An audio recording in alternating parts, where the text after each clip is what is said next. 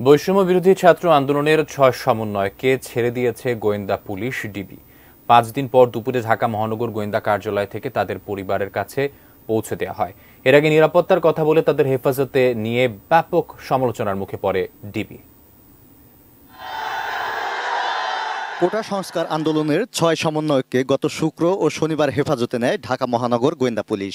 তারা হলেন নাহিদ ইসলাম, সার্জিজ আলম, হাসনাত আব্দুল্লাহ, আবু বাকের মজুমদার, আসিফ মাহমুদ ও নুসরাত তাবাসসুম। নিরাপত্তার কারণে তাদের হেফাজতে নেওয়া হয় বলে জানান গোয়েন্দা কর্মকর্তারা।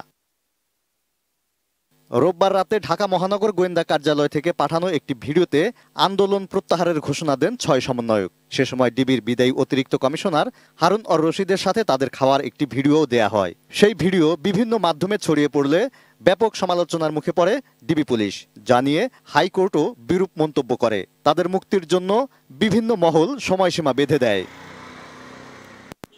বেঁধে দেয়া সময়সীমার মধ্যে সকালে ৬ সমন্বয়কের পরিবারের সদস্যদের ডিবি কার্যালয়ে যেতে বলা হয়। দুপুর ১:৩০টার দিকে স্বজনসহ ডিবির গাড়িতে কার্যালয়ে ছাড়েন ৬ সমন্বয়ক।